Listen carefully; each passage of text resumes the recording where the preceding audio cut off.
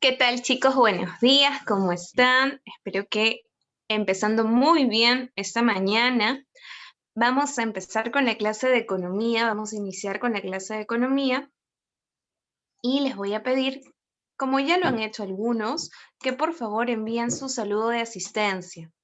Buenos días, Marco, que estaba muy temprano. Buenos días, Jocelyn, ¿cómo estás? Jennifer, ¿qué tal? Buenos días. Hola, Israel. Giovanna López. Marcelo Miranda, ¿cómo estás? Noemí, buenos días. Piero Montes. Ruth, ¿qué tal? Brisa, buenos días. Mozombit, ¿cómo estás? ¿Quién falta? Melanie, hola, ¿cómo estás, Melanie? Saulo, buenos días. Chileno, que acaba de ingresar, ¿cómo estás?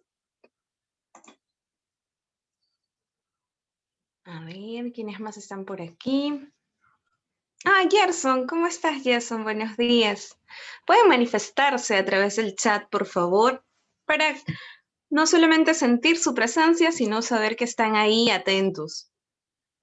Y claro, ya estamos contando en la sala con el profesor Nilton Castillo. Profesor, buenos días, ¿cómo está? Buenos días, Katicita. ¿Qué tal? Buenos días con todos los alumnos. Esperando un... ¿Cuántos son más o menos, Katicita? Ahorita en la sala hay 18 personas, pero somos unos 25, 26 personas más. Ah, ya. Entonces, espera un poquito Entonces, más. 30. Sí, Pero ¿no? podemos iniciar la clase y yo voy admitiendo a los participantes que faltan. Ya, ya hay uno más, ¿ves? Ya lo admito. Ya, bien, Katy, gracias, gracias. Te voy a compartir la página, ¿ya? La página de la PPT. Bien, jóvenes. Buenos días con todos. Vamos a iniciar el tema de economía, ciencia económica. Y les vuelvo a decir esto, ¿no? Este es el tema que más viene en examen de admisión. Es el tema que está de moda. O sea, no ha dejado de venir. En los últimos 6 exámenes de admisión siempre viene una pregunta de lo que vamos a tocar hoy. O sea, son 20 puntos que vamos a dar a conocer hoy, ¿ya? Así que voy a empezar. ¿Ya, Caticita? Vamos a ver.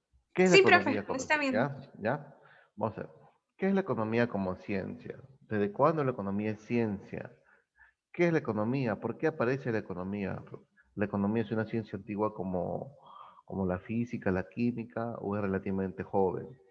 Entonces, los pensadores económicos, los que estudian la historia de la economía, dicen que la economía es una ciencia relativamente joven, que se inicia a partir de una obra clásica y es el que se le atribuye el padre de la economía, que es Adam Smith, su obra Riqueza de las Naciones. ¿Por qué le dicen a Smith el padre de la economía? Porque Smith, de alguna otra manera, separa lo ideológico, lo filosófico, lo político, el interés económico de ese tiempo y de tiempos anteriores, y habla de una economía esencialmente técnica, o sea, hace un análisis eh, inductivo, compara, hace comparaciones, formula hipótesis. Entonces, toda esa metodología en su obra Riqueza de las Naciones hace y le da un carácter de ciencia o científico a la economía. Entonces, ¿qué es la economía? Entonces, hay muchos conceptos de la economía. El concepto que utiliza más es el que está ahí en el PPT, que proviene de una escuela neoclásica de Lionel Robbins, más o menos. No es exactamente de Robbins, pero más o menos trata de demostrar o de saber que la economía como ciencia es aquella parte de las humanidades que busca cómo administrar los recursos escasos que tiene una sociedad, que se enfrenta a una sociedad, para poder satisfacer las necesidades de carácter ilimitado. O sea, la economía nos va a enseñar cómo debemos administrar de manera eficiente los recursos escasos para poder satisfacer necesidades ilimitadas. Entonces, la economía, y eso deben saber ustedes, jóvenes, es aquella parte donde los gobiernos, las empresas, las familias, ¿no? Que nos enfrentamos a diferentes necesidades de carácter ilimitado, porque el hombre, el individuo, siempre va a querer satisfacer necesidades y siempre se va a encontrar con necesidades innumerables en número, ¿no? Pero los recursos, pero los bienes que nos permiten satisfacer esas infinitas o ilimitadas número de necesidades, ¿no? Son escasos. Entonces la economía es la ciencia que dice, no, muy bien, yo te voy a enseñar, yo te voy a ayudar a gestionar, a administrar ese recurso escaso para poder satisfacer la mayoría de las necesidades. Entonces, hay que saber algo, ¿no? Y este es un problema universal de la economía, algo que no se va a poder resolver. Es que la economía parte y nace desde una escasez. Esta escasez se llama escasez económica o escasez relativa. Por eso los economistas hablan de la relatividad de la escasez. ¿Y en qué consiste esto? Es que se va a enfrentar la economía, la ciencia económica, a una dualidad. Por el lado izquierdo tenemos a los recursos escasos y por el lado derecho tenemos a las necesidades ilimitadas. Entonces, presidentes, ministros, gerentes, ¿no? Jefes de familia, estudiantes, vamos a enfrentarnos a esto, ¿no? Los recursos y los bienes que tenemos son limitados frente a necesidades que son ilimitadas. ¿Qué hacemos? No podemos satisfacer todas las necesidades, ¿no? Los recursos son limitados. Entonces, ahí está la economía, que nos va a enseñar, ayudar a gestionar de manera eficiente. Profesor, ¿qué es eficiente?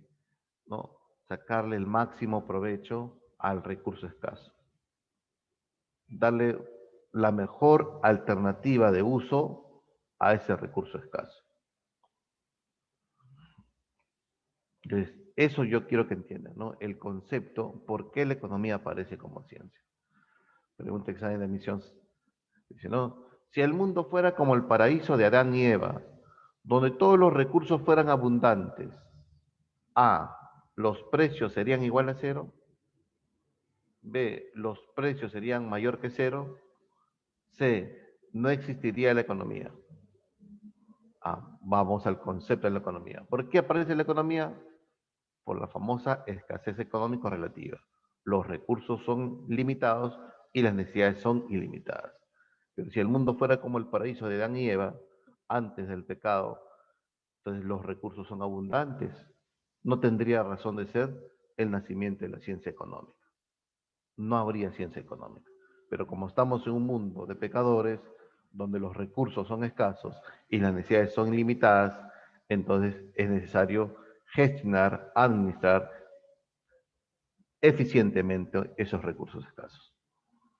¿Bien? Entonces, continuamos. ¿Alguna duda, pregunta? ¿No? Bien. Vamos a continuar. Mire, los recursos son escasos, ¿no? Y las necesidades son ilimitadas. Esto es, esta dualidad, jóvenes, esto es la razón de ser de la ciencia económica. Si no, no habría ciencia económica. Si no, no habría ciencia económica, ¿no? Y esto es, ¿no? La razón, la causa por qué aparece la economía. Ya. Ahora, mire, economía, cuando hablamos de recursos, nos referimos a todos esos insumos, como materias primas, insumos, mano de obra, ¿no? Que nos permite crear bienes y servicios, ¿no? Los recursos económicos, naturaleza, trabajo y capital, empresa, adquiere esos factores productivos para crear bienes y servicios. Bien. Los bienes, los bienes y servicios satisfacen necesidades, ¿no? Los bienes pueden ser tangibles, como la ropa, la comida, y los servicios son intangibles. Entonces, mire, esto pasa aquí, ¿no? Las necesidades que nosotros tenemos son ilimitadas. ¿Está bien? Son ilimitadas. Son ilimitadas en número. Siempre aparecen nuevas necesidades. Siempre aparecen nuevas necesidades. Por ejemplo, distraernos en casa. En los 80 había un Betamax, ¿no? Era como una caja grandota, ¿no? Parecía un CPU, ¿no? Un CPU. Tú cuando te comprabas una película, rentabas una película, esa película era tamaño, ¿qué es? El VH estamos hablando, ¿no? Bien, no sé si conocerán VH, era como un cassette enorme. En los 90 llegó el VHS y ahora en la actualidad queremos instalarnos en película en una sala, muy bien, tenemos que tener Amazon o Netflix. Entonces, la necesidad es la misma, dicen algunos teóricos, ¿no? Pero la forma de satisfacer las necesidades va a cambiar. De pronto, papá, ¿qué escucharía cuando iba a la calle? ¿No? Sus audífonos y su casetera, ¿no? Unos cassettes. Luego salió unos cassettes pequeñitos. Ah, mira, tu audífono es grandote, no, tu cassette es grandota, pero el cassette es chiquitito, pequeñito ya. Luego salió el compact disc o el disco compacto, pero había unas lectoras de compact disc que era más o menos como una guaflera grande, no te hay que cargar. Hoy ya no es así. Hoy la música se ha digitalizado, ¿no? Hoy puedes tener 1000, 2000, 3000 canciones en tu celular. Muy bien, esa necesidad de escuchar música ha cambiado en el tiempo.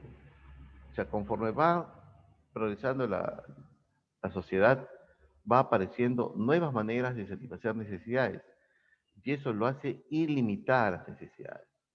Ahora, ¿cómo satisfacemos esas necesidades? Con bienes y servicios. Profesor, ¿pero estos bienes y servicios son limitados? Sí. ¿Y por qué son limitados? ¿O escasos? Pregunto. ¿Acaso la naturaleza nos brinda discos compactos? ¿Acaso la naturaleza nos da Netflix? No, hay que producirlos y por eso son escasos o limitados. Ahora, para producir los bienes y servicios y satisfacer necesidades, hay que producirlos, o sea, hay que combinar recursos y los recursos son limitados. ¿Se entiende? Entonces, a esto se llama, ¿no?, la partida de nacimiento de la economía. Ya esto también se llama la escasez económica o escasez relativa. ¿Sí? A ver, preguntas, jóvenes, preguntas,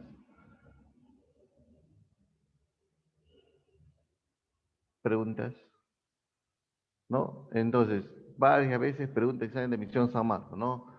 La economía es una ciencia que busca administrar un espacio para satisfacer necesidades, un espacio. Eso no olvidar. Los recursos, los bienes son escasos o limitados y las necesidades son ilimitadas. ¿Ya?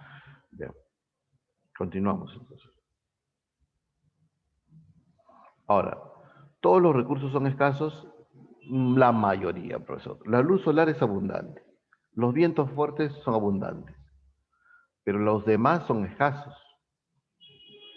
¿Y por qué son escasos? Porque no hay la cantidad suficiente para poder crear todos los bienes y así aplacar las necesidades ilimitadas de la sociedad. Entonces, como partimos de una escasez económica, una escasez relativa, entonces nos enfrentamos a este problema, ¿no? A elegir. Profesor, a ver, póngalo en un ejemplo sencillo. De pronto, todos nosotros, terminando el examen de admisión, ¿qué hacemos? Estudiamos, trabajamos, si estudiamos nos preparamos, una carrera técnica, inglés, si trabajamos, ¿dónde trabajamos? En el centro de Lima, en el cono norte, ¿no? Y vamos a sacar, ¿no?, cuánto gastamos en pasaje, en menú, el tiempo de transporte y todas esas cosas, ¿no? ¿Por qué nos rompemos la cabeza por eso? ¿Por qué no hacemos todo? Estudiamos inglés, una carrera técnica, entramos a Mega, trabajamos en el cono norte, en el cono sur, no, no se puede. ¿Por qué no? Porque nosotros nos estamos enfrentando a la escasez. En este caso, tenemos una escasez de tiempo. O sea, nosotros los individuos normalmente tenemos escasez de dinero, escasez de recursos, pero en las sociedades modernas es el tiempo un recurso muy preciado, es un recurso que también tenemos de escasez. Entonces, profesor, ¿por qué elegimos? ¿Por qué no puedo satisfacer todas las necesidades? Porque me enfrento a la escasez. Y al enfrentarme a la escasez, yo como un ser racional tengo que priorizar y elegir lo que más me conviene, ¿no? Por eso se eligió Mega, estar todas las mañanas en Mega, porque sabes lo que más te conviene. Ah, profesor, entonces, ¿quién me obligó a elegir? La escasez económica, la escasez relativa, porque no puedo satisfacer todas las necesidades. Yo en la mañana no puedo estar en Mega y trabajar en la mañana y dotear en la mañana, ¿no? Y estudiar inglés en la mañana. No, no se puede hacer eso, porque el recurso es escaso. Entonces hay que elegir, hay que priorizar. Y eso nos enseña la economía. Por eso la economía también es conocida como la ciencia de la elección. Entonces, profesor, ¿por qué elijo? Porque me enfrento a la escasez. Un ejemplo clásico, miren, por ejemplo, tenemos un recurso, el tronco, ¿no? El tronco es esto, ¿no?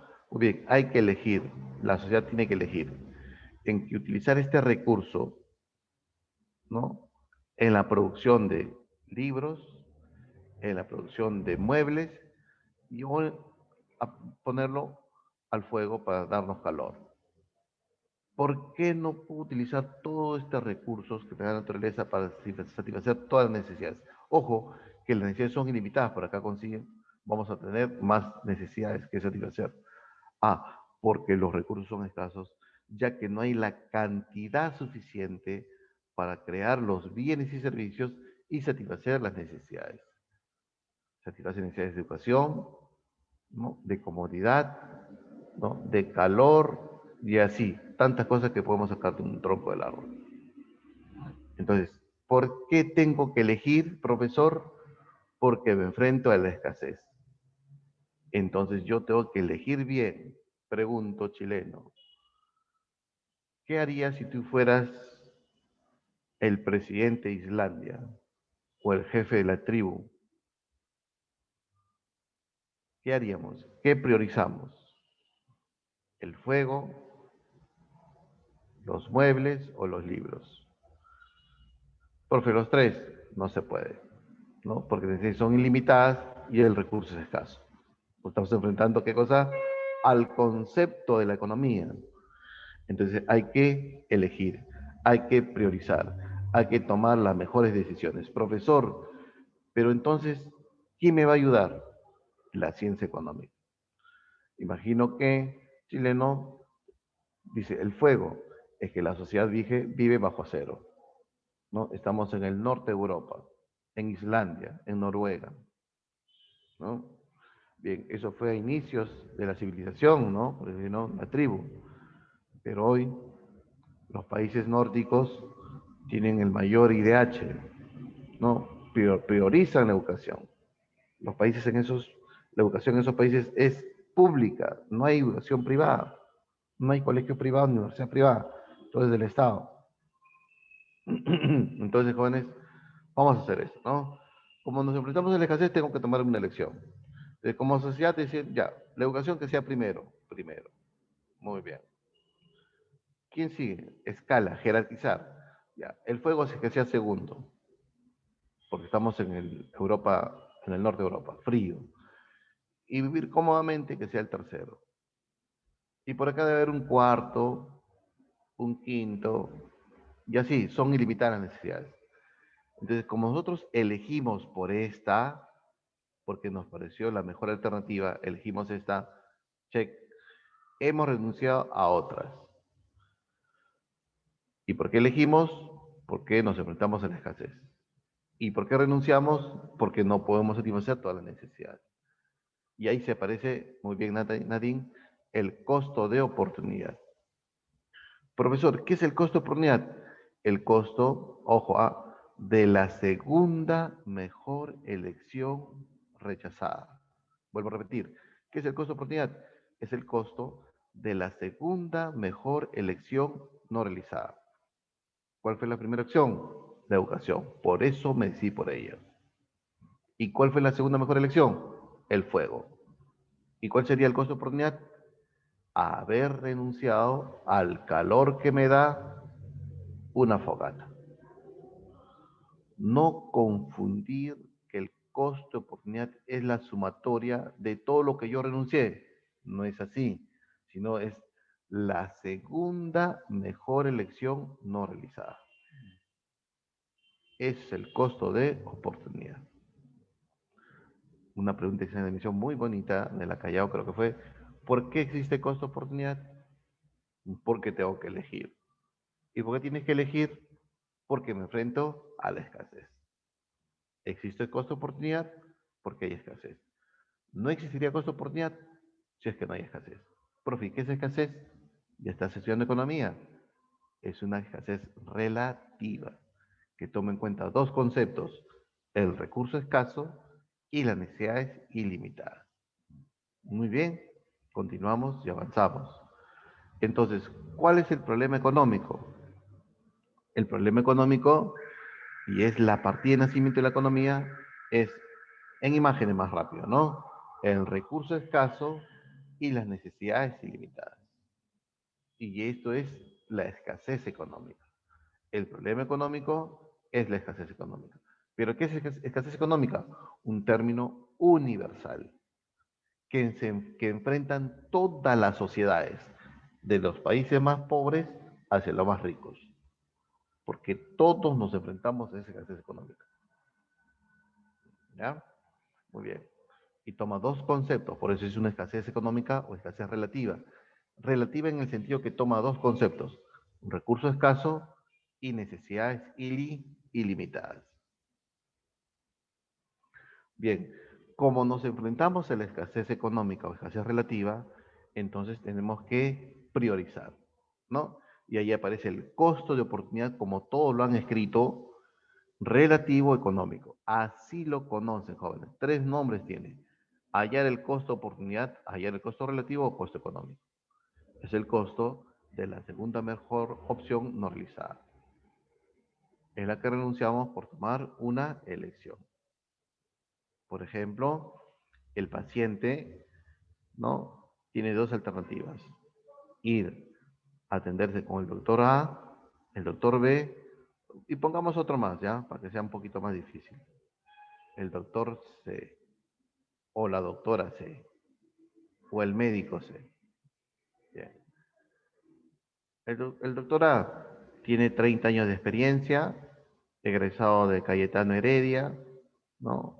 Tiene 2 maestrías en dermatología, por acá él tiene problema en la piel.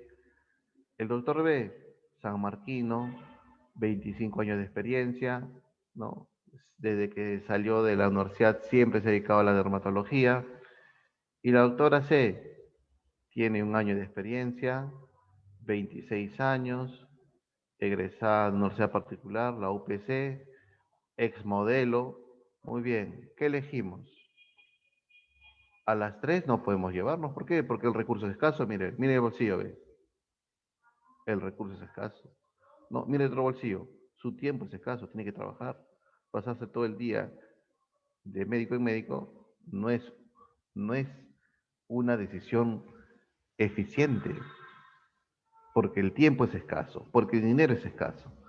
Entonces pregunto, Daniel, ¿por quién eliges? ¿Por el doctor A, B o C? Por B. Ah, ya, porque él es San Marquino. Ya, muy bien. ¿Y cuál sería tu costo de oportunidad, Daniel? Dice, no, para Daniel es el primero, el de acá. Y Daniel preguntó, ¿cuál sería tu costo de oportunidad? A, la segunda mejor elección no realizada. Bien. ¿Se entiende? No puede ser 2 y 3, no, sino la segunda mejor elección no realizada. Ese es el costo de oportunidad. Bien, muy bien. Ahora, vamos a hacer un poquito más profundizado este tema, ¿ya? Miren, aquí el tiempo es escaso. ¿Está bien? El tiempo es escaso. Y como el tiempo es escaso, tenemos que elegir. O estudiamos o trabajamos. Entonces, siempre es así. Si estudio, bueno, el fruto de ese estudio va a ser de largo plazo, ¿no? 5 o 6 años después, yo voy a tener eh, conocimiento, voy a ser una persona más crítica, más reflexiva, y eso me da cierta capacidad de planear, dirigir, tomar decisiones, y mi salario puede ser un poquito más alto, ¿no? Acá tenemos un prestigio académico, voy a estar más preparado y mejor opción de trabajo. Si trabajamos, voy a tener una experiencia laboral, voy a percibir un sueldo y un prestigio social. ¿Ya? Mira, atento, ¿no? Voy a hacer ejemplos matemáticos para que te des cuenta, ¿ya? Ya, miren, ¿ah? A ver, Juan es un egresado de la secundaria, ¿ya? Juan es un egresado de la secundaria y no sabe si estudiar o trabajar. Si él si él planea estudiar, su pensión es de 1.000 soles. 1.000 soles anual. O sea, lo que le cuesta estudiar. Como él planea estudiar una carrera de 3 años, ¿no? Tendría que pagar 3.000 soles. Si decide trabajar, él va a percibir un sueldo de 2.000 soles. 2.000 soles. Anual, por si acaso, ¿ya? Anual. O sea, en 3 años, ¿no? ¿Ya? ¿No? Entonces, la comparación son 3 años, ¿no? Porque son 3 años de estudio. ¿Ven? Bien. Pregunto, ¿cuál es el costo de oportunidad? ¿Cuál es el costo de oportunidad si Juan decide estudiar?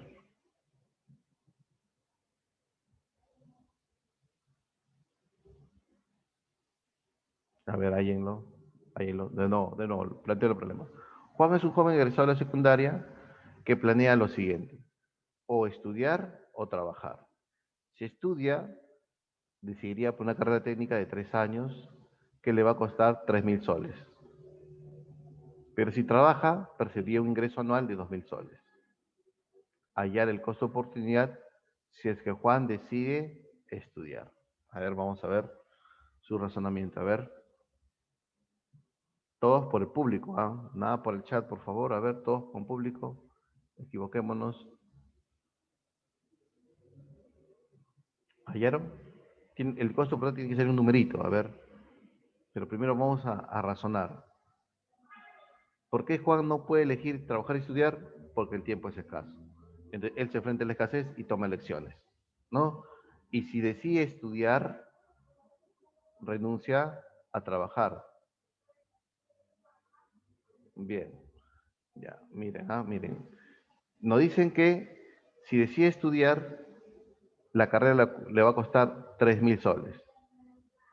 ¿Sí o no? 3.000 soles. ¿Está bien? Porque 1.000 anual son 3.000. ¿Está bien? Bien, entonces si él decide estudiar, ¿a qué renuncia? A trabajar, donde percibiría 2.000 soles anual. O sea, el primer año deja de percibir 2.000, el segundo 2.000 y el tercero 2.000. O sea, deja de percibir en total 6.000 soles. ¿Está bien? Pero ¿cuánto le cuesta trabajar, profesor? Le cuesta trabajar, perdón, ¿cuánto le cuesta estudiar? 3.000 soles. 3.000 soles. Ya. Estoy profundizando, ¿ya? Bien, entonces el costo de oportunidad, ¿cuál es? Ya. Yo diría que el costo de oportunidad es la siguiente. ¿Ya? Es la siguiente. Deja de percibir 6.000, ¿ya? porque hay un costo implícito, porque su tiempo lo dedica a estudiar y renuncia a trabajar, pero también estaría gastando 3.000 y también tiene un costo de oportunidad. Entonces, el costo de oportunidad sería la sumatoria, más 3.000 y sería 9.000. ¿Por qué, profesor? ¿Por qué? Porque el costo de oportunidad, cuando ya lo metemos las matemáticas, dice así, ¿no? El costo de oportunidad tiene una fórmula. Es igual al costo explícito, el costo explícito más el costo implícito.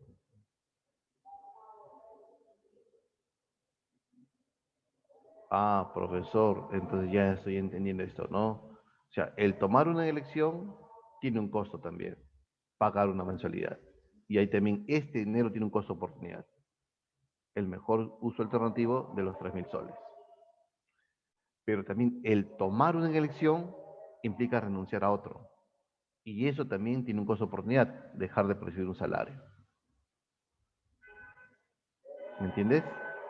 Miren, ¿cuál es el costo de oportunidad? Por eso, los 3 años implica haber renunciado a otra actividad. Por eso estamos sumando 2.000 un año, más 2.000 otro año y 2.000 el tercer año. Ahí está, 6.000. Que vendría a ser el costo implícito. Pero también, como vamos a estudiar 3 años y nos cuesta cada año 1.000, hay un costo explícito. Ahí está. Este sería, el costo implícito sería los 6.000, que es el tiempo de que no vamos a trabajar, y este 3.000, el implícito, es lo que nos cuesta estudiar. Por ejemplo, vuelvo a hacer otra pregunta, ¿ya? ¿Cuál es el costo de oportunidad de ir al cine, ¿no? Ver una película que dura 2 horas y pagar 25 soles de entrada? Vuelvo a repetir. ¿Cuál es el costo de oportunidad de ir al cine, sentarnos a ver una película que dura 2 horas? A ver, ¿qué dicen ustedes? A ver, ¿cuál es el costo de oportunidad de ir al cine, ver una película de 2 horas y la entrada cuesta 25 soles? Hallemos, hallemos. Muy bien. Aquí hay dos costos. El costo implícito, ahí está, más el costo explícito. Ahí está. Si yo voy a ver una película que dura 2 horas y pago una entrada de 25 soles, el costo por día sería así, ¿no?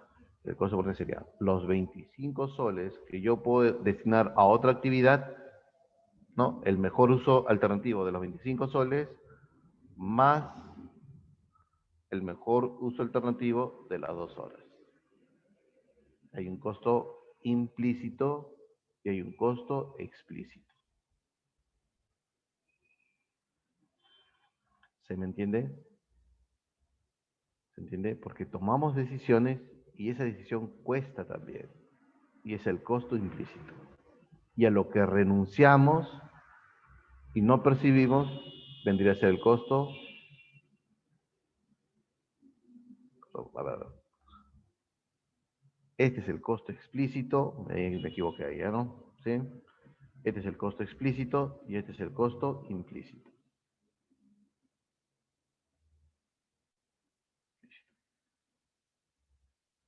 Sí, profesor.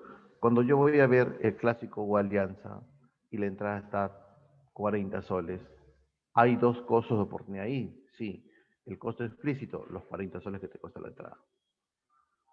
Pero hay un costo implícito ahí. Es que sentarse en un estadio por lo menos son 4 horas, porque ir más temprano y hay que salir más tarde. Entonces es 4 horas que estás dejando, no dedicarle a otra actividad. Es el costo implícito. ¿Se entiende? Hola, hola, hola. ¿Ha entendido? O por acá creo que ya han volado ya. No creo, no creo. Porque ha habido preguntas en matemática, de costo oportunidad. Por ejemplo, algo más sencillo es así, ¿no? Un carpintero tiene tablas y puede hacer sillas, roperos y reposteros. La silla lo vende tanto, el repostero lo vende tanto y lo vende tanto el otro. Entonces, ¿qué haces tú? Priorizas como carpintero, ¿no? Donde vas a ganar más, vas a producir eso, ¿no? En sillas, por ejemplo. Muy bien, ¿cuál es el costo de oportunidad de hacer sillas? Comparas los ingresos por hacer repostero o cama. Y la segunda mejor opción, eso vendría a su costo de oportunidad. Entonces, jóvenes, toda elección tiene ese tipo de costo. Por ejemplo, no, voy a salir con mi flaco o mi flaquita. Muy bien, vamos a ir al Mall del Sur. Bien, enorme el Mall del Sur. Por lo menos 4 horas paseando. Muy bien, pero estoy inicio, no voy a gastar nada. ¿Hay costo de oportunidad? Sí, hay un costo de oportunidad. Es un costo implícito. Son 4 horas de tu vida. 4 horas que puedes dedicarle a la economía. 2 capítulos de economía. Y si compras un heladito, hay un costo explícito. El mejor uso alternativo que le hubieses podido dar a esos 5 soles. ¿No? Comprar folletos, por ejemplo. ¿Se entendió? O pagar por un seminario un día domingo todo el día, que es el costo implícito. Bien, continuamos entonces. Continuamos. Bien. Pregunta esa de emisión, ¿no? Profesor, si me enfrento a la escasez, si la sociedad se enfrenta a la escasez, entonces nos tenemos un gran problema en la economía. ¿Cuál es el gran problema en la economía? El problema económico, ¿no? Que las necesidades son ilimitadas frente a los recursos escasos. Y este PPT viene en mi examen de admisión. ¿Qué y cuánto producir? ¿Cómo producir? ¿Y para quién producir? Las 3 preguntas de la ciencia económica, ¿no? ¿Por qué nos preguntamos eso, profesor? Por la escasez económica. ¿Y qué significa qué y cuánto producir? Es que las necesidades son ilimitadas y que éstas se satisfacen con bienes y servicios que son limitados, entonces es necesario hacer prioridades, determinar cuáles son las necesidades que se van a satisfacer. Profesor, pero esto tiene un contexto, claro que tiene un contexto, porque quien toma las elecciones de qué producir puede ser el Estado o puede ser las empresas privadas. Entonces, el contexto es qué sistema económico tenemos. Si estamos en la ex URSS o en Cuba de los 70 o en Corea del Norte de hace 10 años, o Corea del Norte, oigan, o Corea del Norte soy, un ejemplo clásico, Corea del Norte. Quien toma las decisiones, quien prioriza qué necesidades se va a satisfacer, es el Estado en Corea del Norte, porque tiene una economía planificada, de planificación central. Pero si estamos en una economía mixta, una economía liberal, de mercado, quien toma las decisiones de qué producir es el mercado. ¿Por qué, profesor? Porque las empresas son privadas y si uno crea empresa para satisfacer una necesidad insatisfecha. Entonces, hay necesidades, hay bienes que van a satisfacer esas necesidades y ese es mercado, pues. Demanda, oferta, el propio mercado, en una economía de libre mercado. ¿Se entiende? Pero, por ejemplo, en Pyongyang, Corea del Norte, es el Estado que dice, no, muy bien, yo sé qué producir, educación, alimentos, olvídate de conciertos de rock, ¿no? Olvídate del laseado de cabello, olvídate, joven tú, de ondularte el cabello, lasearte tu cabello. Es más, yo voy a planificar tu vida o tus elecciones de consumo, porque tú no vas a tener que elegir, ¿no? Por ejemplo, y eso fue un reportaje en la tele peruana, ¿no? Cuando un joven va a cortarse el cabello, la peluquería es estatal, ahí no hay empresa privada. Muy bien, y son 6 cortes que puede elegir un joven. El Estado está diciendo qué producir. En cambio, si estamos en una economía de libre mercado, ya se sabe muy bien que tú puedes elegir qué corte, qué pantalón, qué blusa, en qué universidad estudiar. ¿Se entendió? Bien, ¿cómo producir? Eso ya es más o menos técnico, ya, ¿no? O sea, es una palabra de cómo combinar los factores productivos. Por ejemplo, ¿cómo producimos chompas? ¿Tejiendo a mano o con máquina? ¿Hacemos uso intensivo de mano de obra o hacemos uso intensivo del capital, la máquina? ¿Cómo hacemos la pachamanca? Hacemos un hueco en la tierra, calentamos la piedra, echamos las carnes, las papas, las habas, los tapamos con hierbas aromáticas y esperamos un par de horas y sacar y comer. O lo hacemos una olla pachamanquera. O sea, el cómo producir, el cómo combinar los factores productivos. ¿Sí?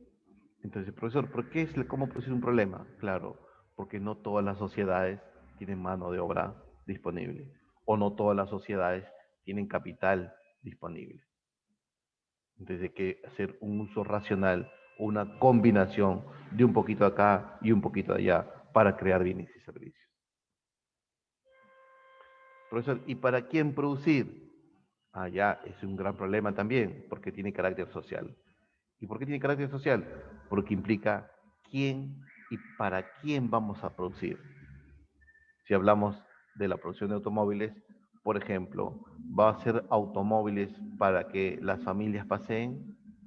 ¿Vamos a producir automóviles de lujo para que los deportistas como Messi y CR7 se compren? Entonces ahí ya viene ya el carácter social, ¿no? O sea, ¿cómo se tiene que distribuir el ingreso y la riqueza? ¿Para quién producir? O sea, ese producto tiene un precio. ¿Y quién va a alcanzar ese producto? Pan Popular, allá de Alan García, para los más pobres. Ferraris, para los más ricos. ¿Para quién producir? Y si no, la distribución del ingreso, de la riqueza. Bien, preguntas, preguntas. ¿Siempre es así? Siempre es así. Perdón, ha venido en examen de admisión varias veces. Por ejemplo, ¿no? La familia Robles vive en La Victoria, fue pregunta de examen de admisión, ¿no? Y ellos observan que hay un alto tránsito frente a su vereda de público. Muy bien, ellos deciden comprar un carrito cevichero, ¿no? Y dice, ¿no? La jefa de la casa dice, ¿no? El secreto de un buen ceviche es combinar el pescado fresco, el limón fresco y la cebolla fresca y te sale delicioso. Muy bien, la decisión de vender ceviche responde a las preguntas y él decía, ¿no? ¿Qué, cómo, cuándo? ¿Qué, cómo, para quién? ¿Qué, para quién? ¿Qué, cómo, para quién? Y así. Entonces analizamos. Ellos han visto por la vereda, por la ventana, que pasan muchos públicos. Allá hay que hacer algo para vender. Ah, están diciendo, ¿no? Están respondiendo para quién, para el público que pasa por su vereda. Dos, ¿qué le podemos vender? Ceviche. Ah, ya, han respondido a la primera pregunta, ¿qué producir? Ceviche, ¿para quién? Para la gente que pasa por la vereda. Y el cómo, lo dijo la jefe del hogar, ¿no? El secreto de un buen ceviche es combinar los factores productivos, un buen pescado, un limón fresco y cebolla fresca. O sea, están respondiendo las tres preguntas de la economía.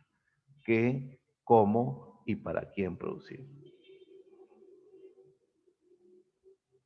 Bien, continuamos.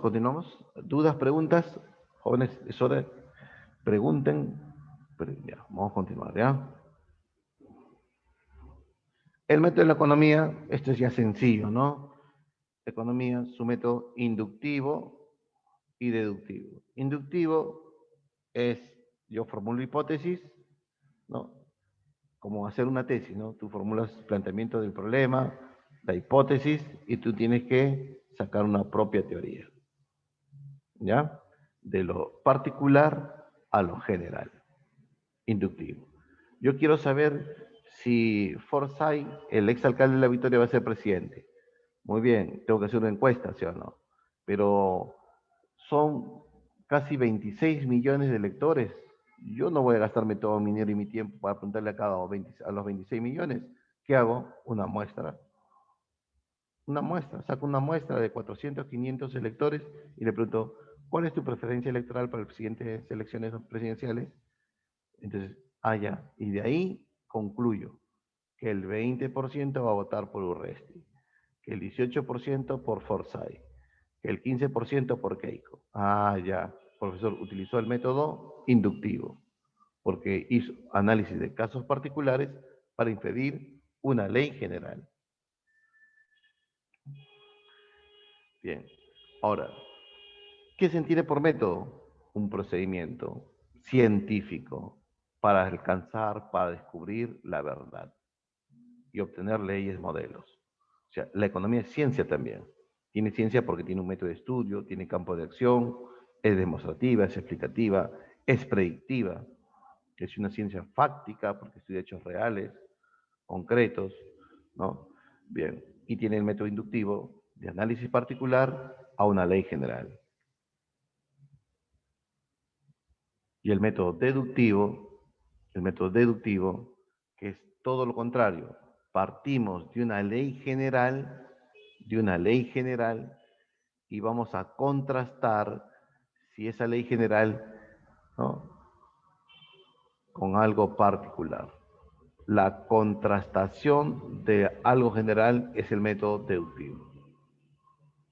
O sea, yo como economista parto de leyes generales, conozco leyes, modelos, y voy a comparar esa ley general si es aplicable a un país, a una sociedad en particular.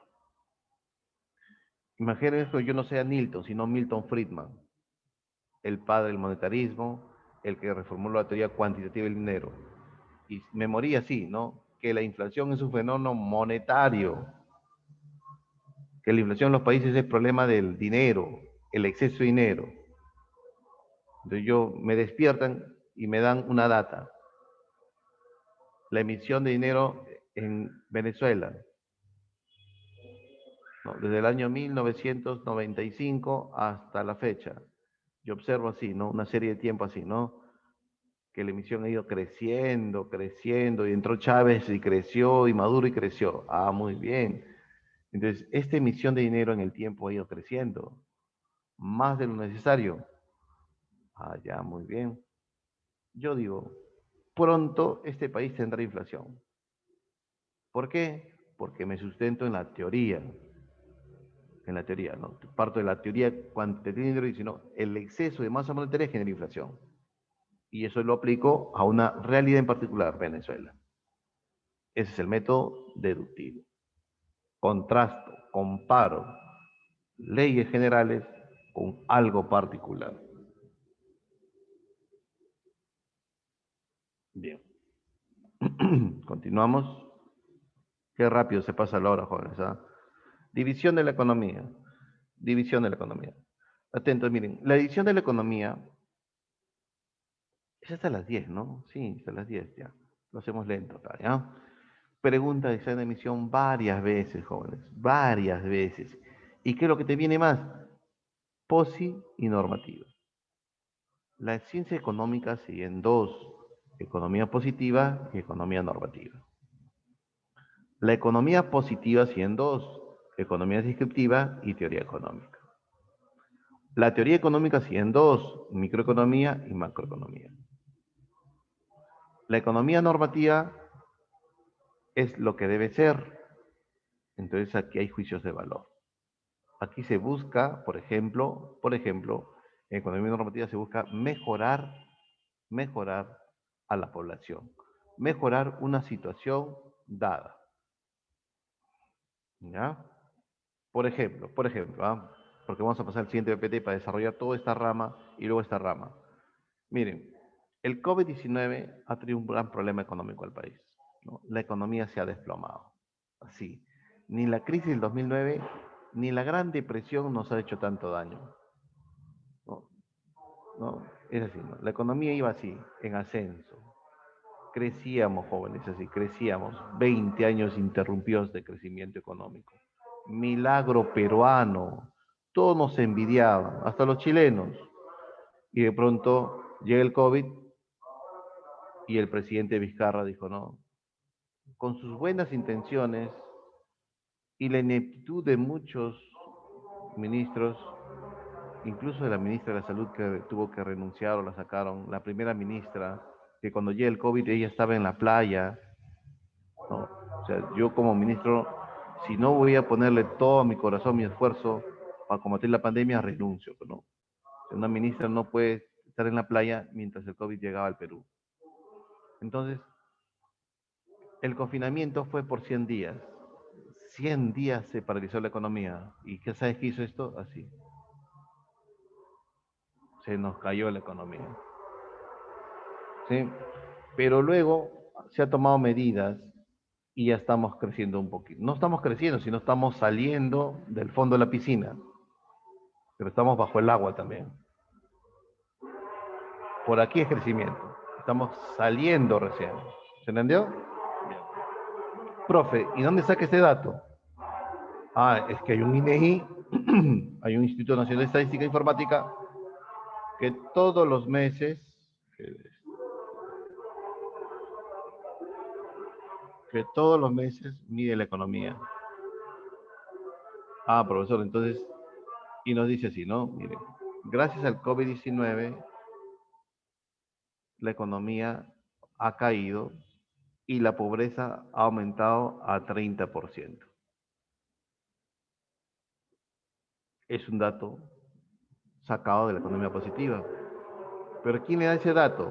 La economía descriptiva. ¿Qué es la economía descriptiva? Sencillo. Es parte de la economía positiva y es parte de la ciencia económica de los grandes números, ¿no? Recolecta datos de la sociedad a través de encuestas, ¿no? Y procesa esos datos y nos da información. Que nos va a decir el 30% de la población de Perú va a ser pobre, o ya es pobre. Economía descriptiva. Entonces, el enunciado, post pandemia o gracias al COVID-19, el 30% de la población está en pobreza, es algo positivo. No positivo en el sentido que es bueno, sino que está libre de juicios de valor. Simplemente es frío, calculador y científico, descriptivo. ¿Se entendió? Muy bien. Pero esto es malo, no es bueno. ¿Y quién emite juicios de valor? La economía normativa, que va a decir, ¿no? Hay que reducir la pobreza en el país. Hay que reducir ese 30%. Eso es la diferencia entre economía positiva y normativa. Mientras positiva es lo que es o cómo es, lo normativo es cómo debería ser. Mientras esto describe el hecho tal cual es, frío y calculador, este dice, no, no me parece malo, injusto, ineficiente, hay que reducirlo. Si yo te digo que la pobreza genera sobrecostos en las construcciones, perdón, la corrupción genera sobrecostos en las construcciones que hace el gobierno y que el gobierno pierde al año 2.000 millones de dólares, esto es positivo, en el sentido que es frío y calculador, es un dato descriptivo. Yo digo, no, hay que incrementar los años de cárcel del funcionario corrupto para solucionar el problema de la corrupción, eso ya lo hace normativo, porque busca cambiar, mejorar tal situación. ¿Ya? Entonces, jóvenes, continuamos aquí. La economía positiva es lo que es. Lo que es. ¿Cómo es? Simplemente describo la realidad tal cual es. El hecho, el fenómeno. ¿Sí? Entonces, ¿y cómo yo describo el hecho económico? ¿Cómo saber que el 30% de la población está en pobreza? ¿Cómo saber que los salarios están por debajo de Latinoamérica? ¿Cómo saber que el salario que percibe un obrero que gana 930 no cubre una canasta base y consumo? ¿Cómo? A través de la economía descriptiva, que es la economía de los grandes números, que utiliza las estadísticas, que recolecta datos y procesa información. Ah, profesor, cada vez que yo estudio economía o cada vez que voy a la sección de economía me encuentro con barras, por ejemplo, no, el PIB estaba creciendo así, luego cae baja y luego se recupera así. Ah, ¿y de dónde el Estado sabe que el PIB está creciendo o no creciendo? De la economía descriptiva. ¿Ya? Muy bien, pero parte de la economía positiva es la teoría económica. Claro.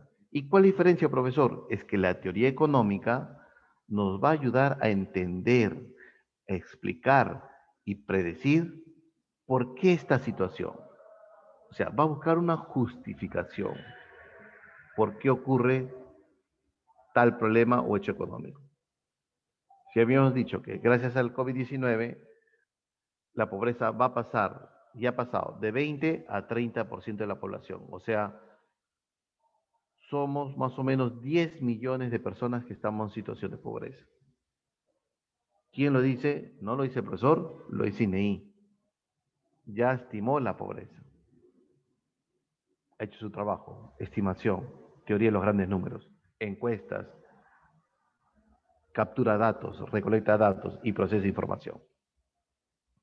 Ahora, ¿quién va a explicar por qué hay pobreza? La teoría económica. Entonces, lo que los economistas dirán, no, la pobreza ha caído, perdón, la pobreza ha aumentado en el país por la siguiente situación, ¿no? Con el confinamiento de los 100 días, el PBI ha caído. Muy bien, voy a explicar eso, ¿no? Pues un ejemplo de cómo explicar un economista, ¿no? El PBI ha caído. Si el PBI ha caído porque el presidente Vizcarra declaró 100 días de confinamiento, entonces se paralizó la producción. Y al paralizar la producción, servicios como educación, servicios como transporte, construcción, comercio, cines, gimnasios, no han podido abrir sus puertas. ¿Qué ha hecho la empresa? Suspensión perfecta o despidos. Muy bien. Juan Pérez, José, Yulisa, que trabajaban, han quedado desempleados. Se incrementó el desempleo. Muy bien. Un desempleado ya no tiene ingresos y va a ser bien difícil satisfacer sus necesidades. Y si está desempleado por más de 100 días, entonces ya no hay ahorros. El bono le llegó, pero ya no hay bono tampoco. Muy bien, entonces la pobreza aumentó. ¿Quién nos enseña eso? La teoría económica, que nos va a ayudar a entender, explicar por qué el fenómeno económico. Pero la teoría económica no se queda allí, sino qué cosa, va a decir, muy bien, así como hay un diagnóstico de los médicos, también la teoría económica hay una solución. Dice, no, muy bien, te voy a ayudar a qué, a, a esto. Pero se queda en recomendación, en recetas nada más. Hay que promover el crecimiento económico. Ajá, que el PIB crezca. Muy bien. Entonces, ¿para qué? Para que aumente la producción, para que Chulisa o Juan recupere su empleo, ¿no? Para que te pueda tener ingresos regulares mensualmente y salir de la pobreza. ¿Está bien? Esa es la teoría económica. Busca entender, explicar, predecir y recomendar. Y recomendar. Ahora, es micro y macro. Es micro y macro. ¿Ya? Micro y macro. La teoría económica sigue en micro y macro. Bien. Micro y macro. ¿Qué es microeconomía? Es parte de la teoría económica que va a estudiar las decisiones individuales. Decisiones individuales. Decisión individual. ¿De quiénes? Del consumidor de la empresa. Individual. Del consumidor de la empresa, de los mercados. Porque Smith lo dijo, ¿no? El egoísmo es bueno porque el consumidor busca satisfacer sus necesidades y el vendedor maximizar ganancias. Entonces, esos sumatorios de esas individualidades conlleva un beneficio de la sociedad, la mano invisible. Entonces, nosotros como consumidores, ¿qué buscamos? Satisfacer nuestra necesidad. Y eso es estudiado por la microeconomía. ¿Y quién estudia la empresa? La microeconomía. Porque va a buscar producir bienes y servicios, pero maximizando ganancias. Y cuando nos encontremos en el mercado, se forma el mercado de ropa, mercado de leche, de azúcar, el mercado de servicios educativos, médicos, y eso se va por la microeconomía. Profe, pero yo pensé que la microeconomía estudiaba la empresa pequeña y no las grandes, porque las grandes son globalizadas, están en 200 países del mundo, y eso estudia la macroeconomía. No es así. La microeconomía estudia decisiones individuales, particulares de personas, de familias y de empresas. ¿Cuál es la empresa más globalizada made in Perú? Ah, profe, la empresa más globalizada es la Cola Real, AG de la familia Ñaños. Tiene su planta en México, en Colombia, en Centroamérica, en Indonesia, iba a incursionar en China, auspició al Barcelona, ¿no? En su camiseta. Muy bien, profesor, ¿y eso quién lo estudia? ¿La micro o la macro? La microeconomía, porque estudia decisiones particulares de la empresa Cola Real. Profe, entonces la empresa que mi papá tiene es una micro. Ah, profe, la microeconomía. Así sea micro o gran empresa, la microeconomía. Hace poquito, en el segundo semestre del 2020, Huawei le quitó el trono a Samsung del ser el celular más vendido del mundo, ¿no? Estaba reinando Samsung, pero antes reinaba ¿quién? iPhone. iPhone, Samsung, y por ahí no figuran los chinos, pero ya viene con fuerza Huawei y es el móvil más vendido del mundo. Profesor, ¿quién estudia a Huawei? ¿La micro o la macro? Sobre decisiones de mejorar calidad, diseño, mejorar la cámara, aumentar la memoria, un procesador más potente, ponerle la microeconomía. Por más grande que sea, es la microeconomía. ¿Se entendió? Llamada también teoría de los precios. Si la microeconomía estudia decisiones individuales o particulares, como el profesor Nilton Castillo, el próximo año entra su año sabático, o sea, no va a trabajar, va a estar en situación de desempleo. Eso estudia por la microeconomía, porque es decisión individual, particular. En cambio, la macroeconomía tiene un análisis global de las cosas, general. Va a estudiar los agregados económicos. Agregados económicos.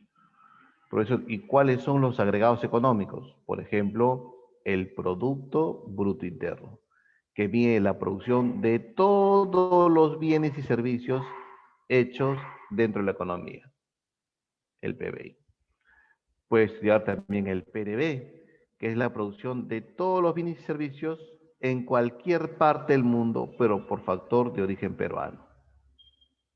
Va a estudiar el desempleo. ¿Y qué es el desempleo? El total de población que busca empleo y que no lo está encontrando. Es el desempleo. Pero es un desempleo general del total de la población, del total de la economía. Va a estudiar, por ejemplo, la exportación X.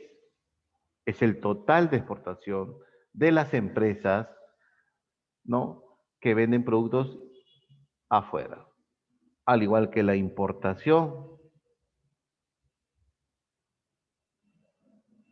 va a estudiar, por ejemplo, el crecimiento económico.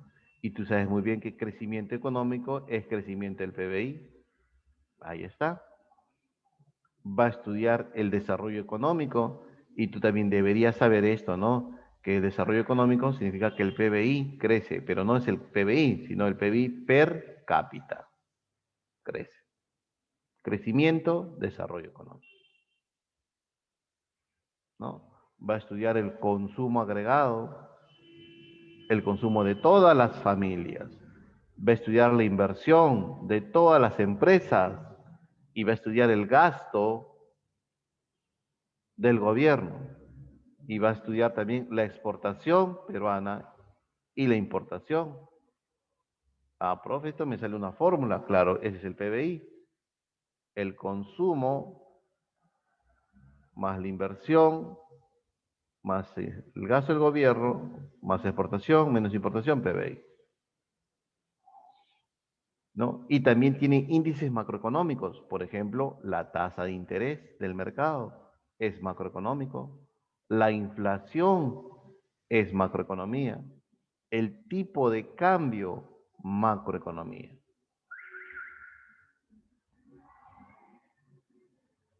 Profesor, subió el precio de la manzana. ¿De la manzana nomás? ¿Me estás hablando de un hecho en particular? Ah, profe, esa es microeconomía.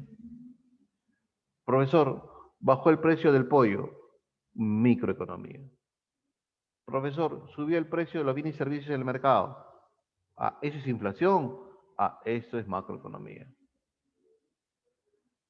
Profesor, como yo no le pago al banco de crédito, figuro como moroso, cuando me pide un crédito a Pichincha, me está cobrando una tasa de interés alta, porque soy sospechoso que no lo va a pagar.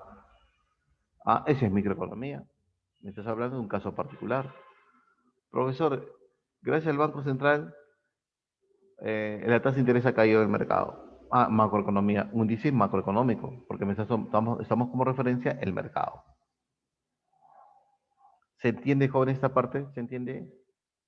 ¿Alguna duda, pregunta sobre división micro-macro? Hola, hola, hola. Hola. ¿Alguna duda, preguntas? ¿No hay? ¿Todo quedó claro? Profesor, a ver, yo te pregunto, si es micro-macro entonces, ¿ya? Porque luego vienen las preguntas. ¿Es micro-macro? Yo soy artesano, comienzo a tallar la madera en cedro y tallo tan bonito que exporto mi obra de arte a Alemania, a coleccionistas alemanes. Pregunto, mi exportación, ¿quién lo estudia? ¿La microeconomía o la macroeconomía? Muy bien, la microeconomía. ¿Por qué la micro? Porque es un caso particular. ¿Está bien? Profesor, ¿y la exportación total del país, quién lo estudia? La macroeconomía. Esa es la diferencia. Análisis particulares, análisis global, general. ¿Ahora quedó claro o no? Profesor, mi hermano ha quedado desempleado. ¿No? Enseñar en un colegio particular, ha quedado desempleado. ¿Quién estudia su desempleo? ¿La micro o la macro? La micro. Pues el desempleo de casi 5 millones de peruanos, la macroeconomía, porque es un análisis global, general. Esa es la diferencia, ¿ya? Bien, continuamos entonces, ¿no? Si no hay dudas, continuamos. Bien. Y aquí, la economía normativa. Este emite juicios de valor. A la economía normativa parece que tiene un corazoncito ya, ¿no? Que late por dentro. Y va a decir, muy bien, la pobreza no es buena. La pobreza ataca al más pobre, redundando, ¿no? ¿No? La pobreza genera resentimiento. La pobreza puede generar conflictos sociales, porque el pobre sabe que ya no puede tener asistencia del gobierno. Ah, ya, robo. Allá me vuelvo de izquierda. Viene Sendero, me enfilo en sus, no, me alisto en sus filas. Entonces, la pobreza es un caldo de cultivo para el narcotráfico, para el terrorismo, la delincuencia. Entonces el gobierno dice, o una persona dirá, no, es malo la pobreza, hay que reducir la pobreza, hay que reducir ese 30%. Y la pregunta es, ¿y cómo lo hacemos? ¿Cómo lo hacemos? ¿Dónde está? ¿Vamos a ver en las recetas de Gastón Acurio por reducir la pobreza? No. ¿Estará en un libro de ingeniería? No. ¿De medicina? Menos. ¿Dónde? Claro, si retrocedemos, ¿dónde encontramos eso? En la teoría económica. Que esto nos va a dar la receta de cómo entender y afrontar el problema, la teoría económica. El fin teórico de la economía, teoría económica. Entonces, hay que desempolvar los libros de qué? De economía. Primero hay que entender el problema. que es la economía positiva. Y luego hacer un plan de acción. La práctica, poner en práctica esa teoría es economía normativa. ¿Por qué? Porque estamos valorando, porque hemos emitido juicios de valor, porque hemos tomado acciones para reducirlo. ¿Y cómo se llama el instrumento que le permite a la economía normativa alcanzar ese objetivo? La política económica. ¿Qué es la política económica? El conjunto de medidas que adopta un gobierno con el fin de alcanzar el objetivo. ¿Cuál es el objetivo? Reducir la pobreza. Esta política económica es un conjunto de medidas, desde la política fiscal a cargo del Ministerio de Economía y Finanzas y la política monetaria a cargo del Banco Central de Reserva del Perú. ¿Está bien? Bien, vuelvo a repetir, ¿qué es la política económica? El conjunto de medidas que adopta un gobierno con el fin de alcanzar un objetivo. Desde el lado fiscal, del Ministerio de Economía y Finanzas, y el lado monetario. Entonces, la política económica dice así: ¿cómo reducir la pobreza? De la siguiente manera. Ministra, ponte mosca. Presidente del Banco Central, danos la mano, una ayudadita. Ministra, tú que has pasado por la Universidad del Pacífico y has estudiado una maestría en la Universidad de Estados Unidos, ¿sabes de economía política? Perdón, ¿sabes de política económica? Sí, porque sé de teoría económica. Y mis asesores saben más que yo. Entonces, ¿qué debemos hacer para reducir la pobreza?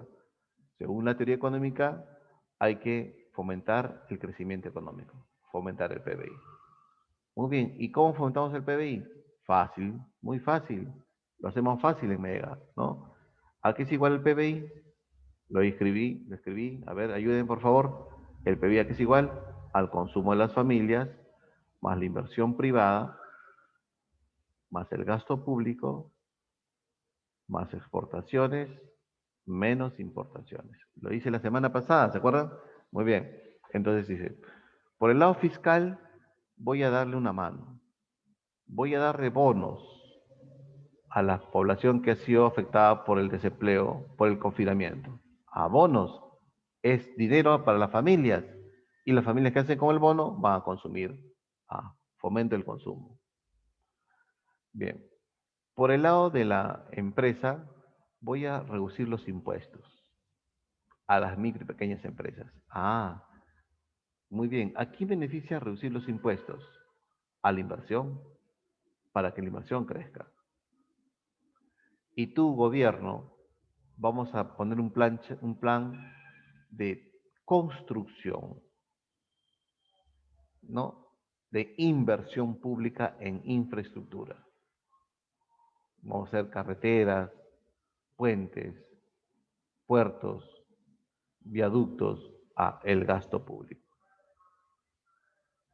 Por el lado externo no podemos hacer mucho porque el mundo también está en confinamiento, así que no tocamos esto. Bien, política económica, fiscal. Profe, entonces con la fiscal, ¿qué tiene que ver? El gasto del gobierno, ¿no? Las transferencias del gobierno como los bonos, ¿no? Y también los impuestos. ¿Y cuál es la ayudita del Banco Central? Muy bien. Julio Velarde, presidente del Banco Central, dice, muy bien. Yo también voy a poner mi granito de arena, ¿para qué?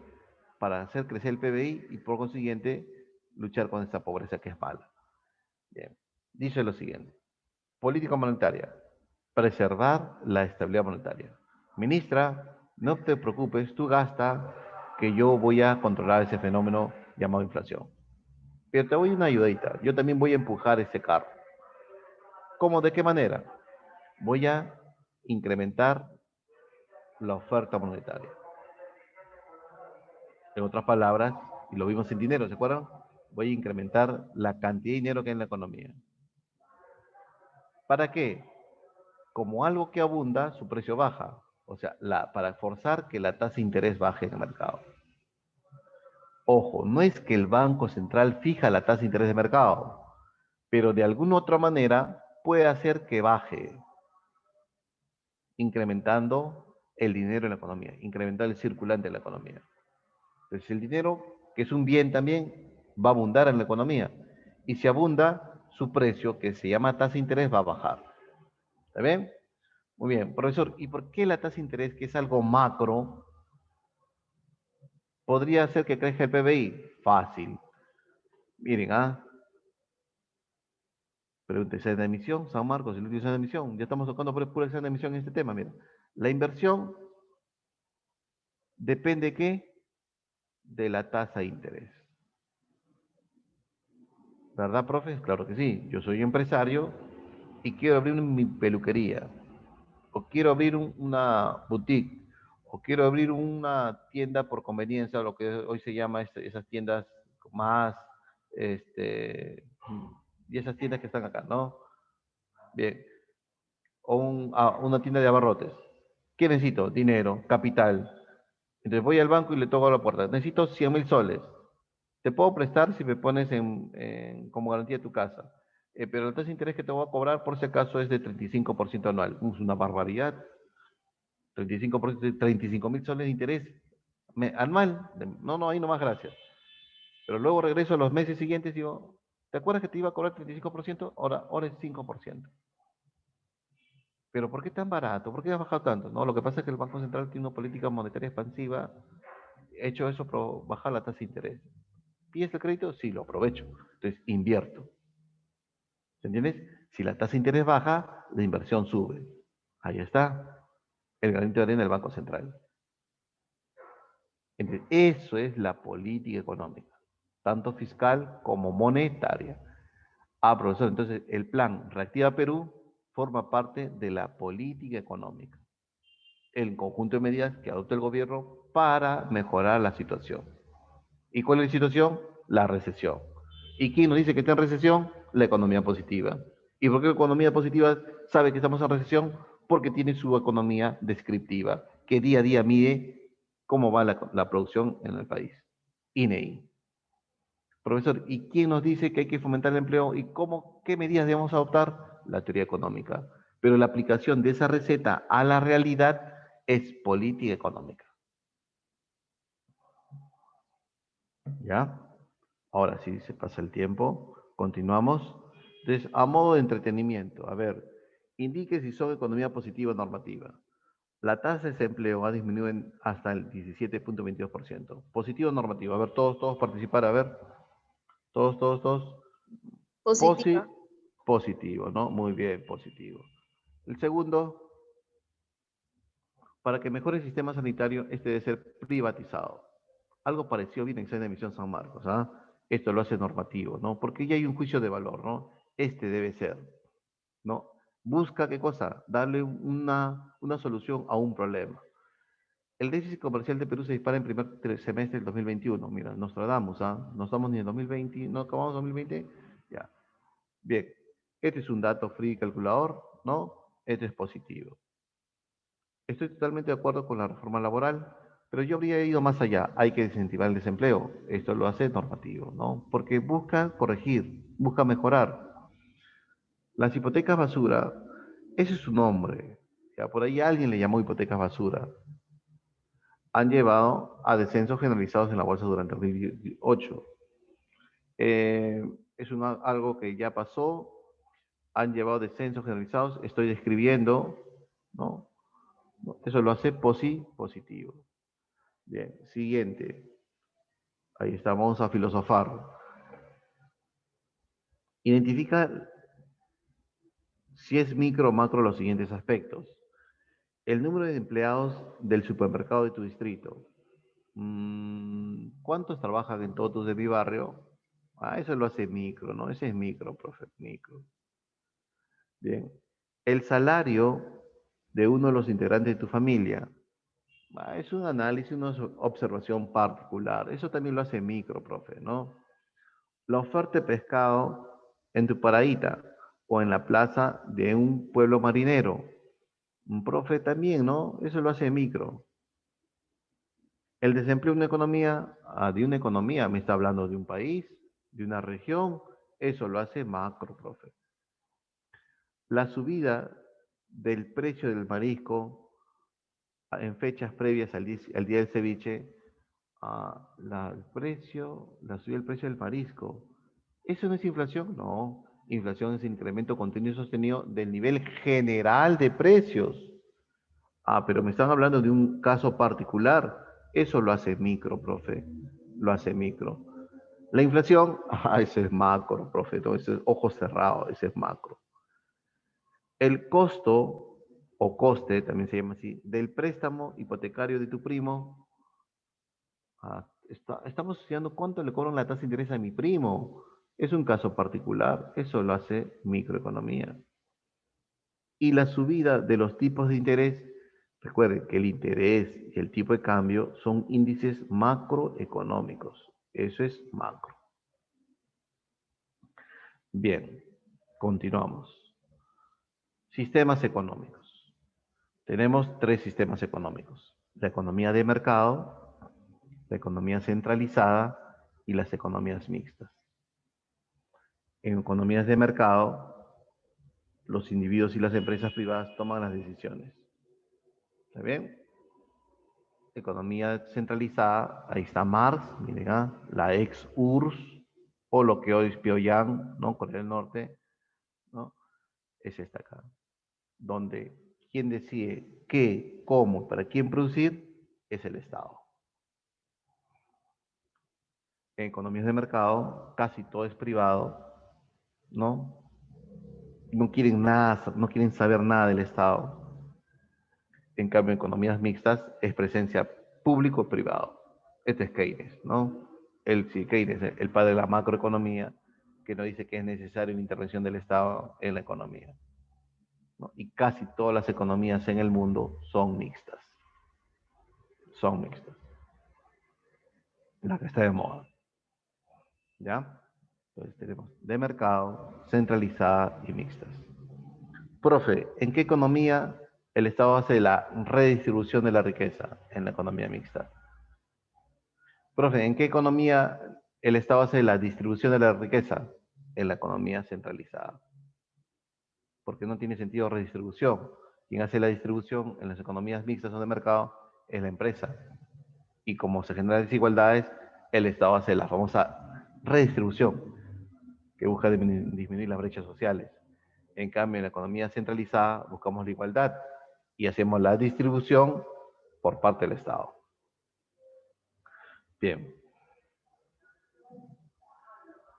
Profesor, en una economía centralizada, ¿el Estado produce todo? Sí, produce todo. Es más, en las leyes de la URSS, en plena Guerra Fría, era un delito tener empresa privada. Decían, no, la propiedad privada es un delito, jóvenes. O sea, era tanto, ¿no? Ese afán de que todo sea social era parte de la economía centralizada.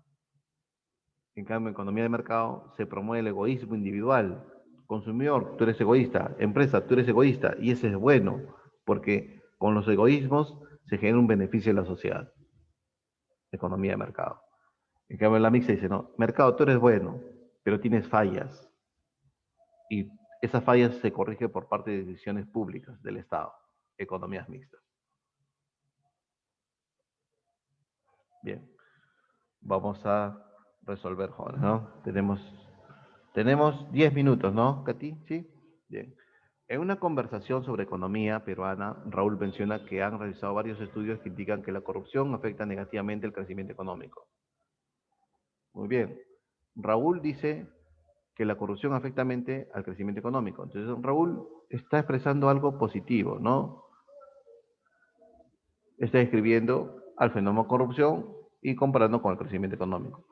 Ante lo cual, Paolo señala que este último debe recuperarse si se reduce aquella práctica repudiable. O sea, se puede recuperar el crecimiento económico si es que este acto repudiable, entonces este ya es lo normativo, ¿no? Bien. Dado el análisis económico, Raúl y Pablo están opinando desde seleccione una, dice, ¿no? Bien. Raúl positivo y Pablo normativo. Casa. Casa. La distribución del ingreso indica, en pocas palabras, la manera en que se distribuyen los ingresos entre los factores productivos o los agentes económicos. En este caso, implica responder con el propósito de la economía Está relacionado con el saber allá. Muy bien. Las preguntas eran, ¿qué producir? ¿Cómo producir? ¿Y para quién producir? ¿Qué producir? Es que las necesidades son ilimitadas, los recursos son escasos. ¿Cómo producir? Tecnológico, ¿no? ¿Cómo combinar los factores productivos? ¿Y para quién producir? ¿Quién se va a llevar el bien? Y ahí está la distribución de la riqueza, ¿no? Muy bien. La respuesta es ¿para quién producir? Durante el año 85-90, la economía peruana reveló lo siguiente.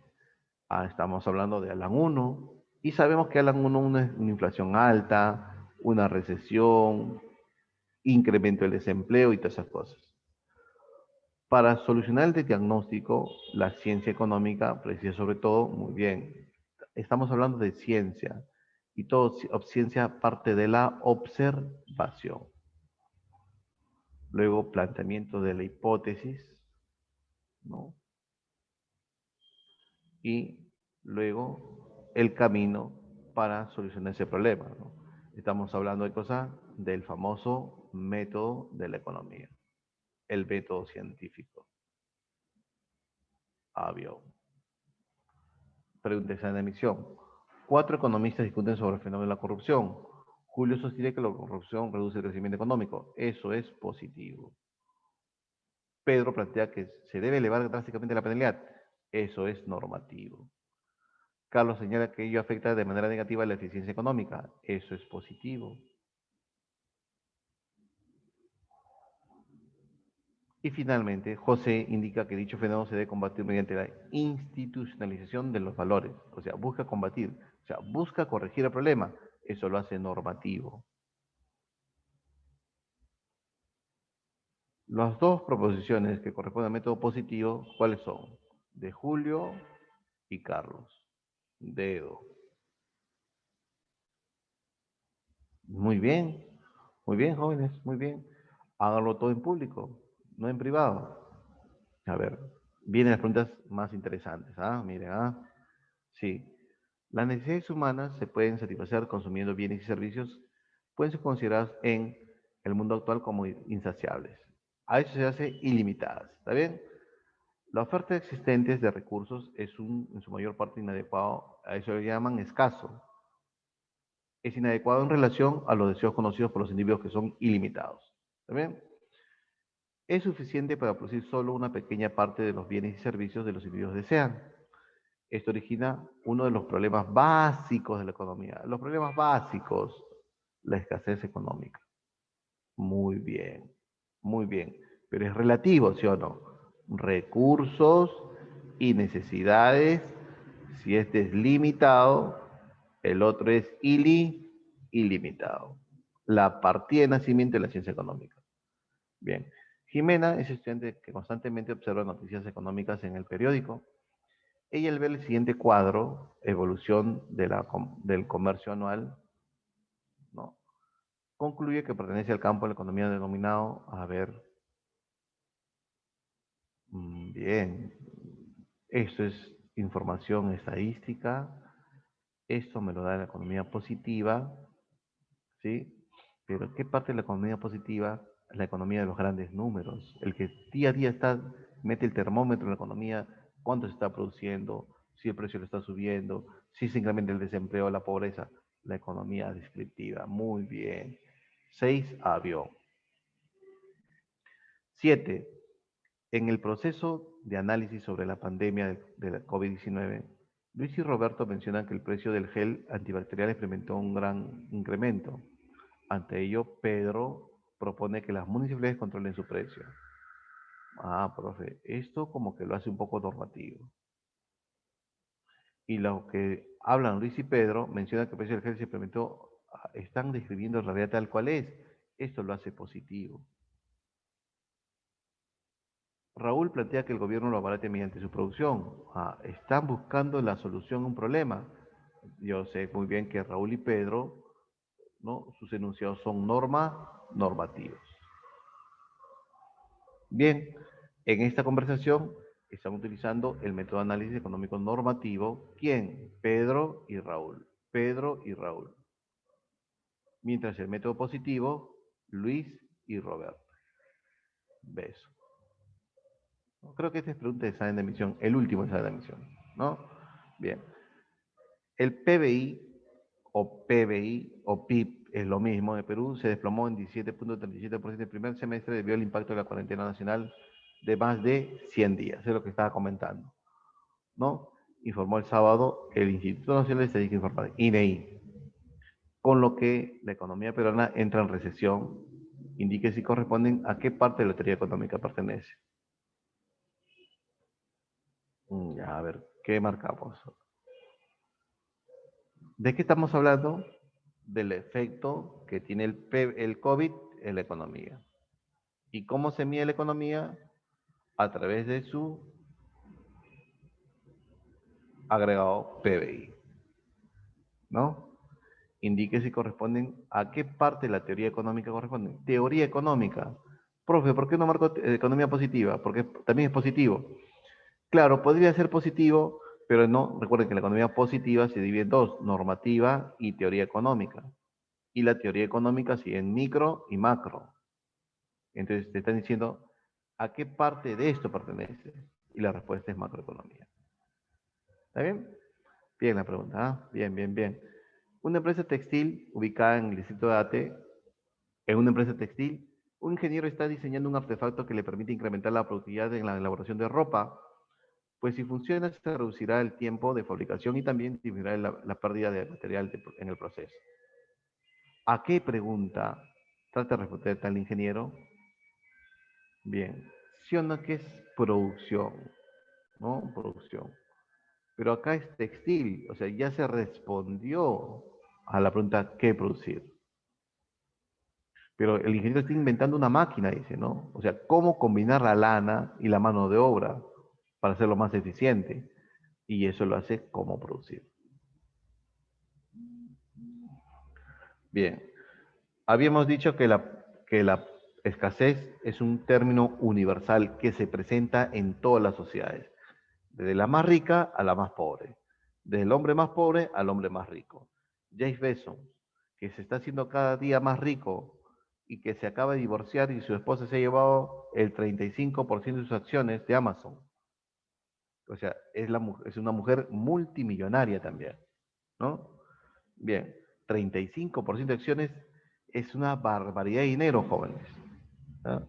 Bien, entonces, si un joven peruano proveniente de la provincia pobre sale a estudiar su maestría a Estocolmo, creo que dice Estocolmo todavía acá, Noruega todavía, miren, Noruega, que es el país que tiene mayor IDH en el mundo, y observa que tanto en su ciudad natal como en la ciudad más desarrollada del mundo, hay algo en que el individuo se enfrenta, dice, ¿no? ¿A qué se enfrenta? En la magnitud de bienes económicos con las necesidades ilimitadas. Ah, ya, tanto en los países más ricos como más pobres, todos se enfrentan a ese concepto universal de la economía, la escasez. La escasez. ¿Sí? Bien. Costo-oportunidad, 11. Nicolás es un empleado que acaba de cobrar 10.000 soles por su gratificación navideña de 2019 y se encuentra pensando en una opción de rentabilizar su dinero. O sea, él tiene 10.000 y no sabe qué hacer con los 10.000. Dice, poner su dinero en una cuenta de ahorros que le paga 1.5% anual, muy bajita. Poner a plazo fijo 5%, más altita. O invertir en un negocio que le va a dar una rentabilidad de 50%, mucho más alta. Si Nicolás decide invertir su gratificación en un negocio de comida, esta es su mejor elección. Y la segunda mejor elección no realizada sería 1.5 o 5. Esta acá. La segunda mejor opción no realizada es 5%. ¿Cuál es el costo de oportunidad? Dejar de percibir 5% por depósitos a plazo fijo de euros. Bien, Salimar, ¿sí? Bien. Javier es un alumno ingresante de la Facultad de Economía. Observa el comportamiento de ciertos hechos económicos en forma particular. En forma particular. Como el alza del precio del limón y el pollo. Para luego regresar y expresarlo mediante una ley. Ah, profe, ese es el método inductivo, profe. Eso sí es fácil, ¿no? Avión. 13. Hace un par de años, el gobierno viene considerando el incremento del impuesto selectivo al consumo de cervezas y cigarros. Esto ha generado molestias entre los productores y consumidores de los bienes mencionados. El argumento es que se elevarán los precios y se reducirán las ventas. El argumento del gobierno, que incrementó el impuesto selectivo al consumo que afecta al tabaco, al alcohol, es lograr la reducción del consumo de estos productos porque generan perjuicios a la sociedad. El canciller anterior se enmarca dentro de la economía. A ver qué marcarían. Objetivo, para de tomar, para de fumar. El gobierno dice, no, hay un objetivo, hay que desincentivar el consumo de productos que son nocivos para la sociedad. Y eso forma parte de la economía política o de la política económica. Es dedo, ¿no? Profe, ¿qué es economía política? Son las relaciones sociales de producción. Este es un poquito de marxismo. Como el capitalista se relaciona con el obrero en la producción. Ajá, muy bien, mediante la explotación, ¿no? Y acá podemos hablar de la plusvalía y esas cosas. No confundir con el conjunto de medidas que adopta el gobierno para alcanzar un objetivo. ¿Ya? No son lo mismo. No son lo mismo. Política económica es un conjunto de gobiernos. Es algo más moderno. La clave es dedo. 14. De acuerdo a la intervención del Estado en una economía de planificación central, o sea, de la ex-URSS, ¿no? De la ex-URSS, marcar verdadero o falso.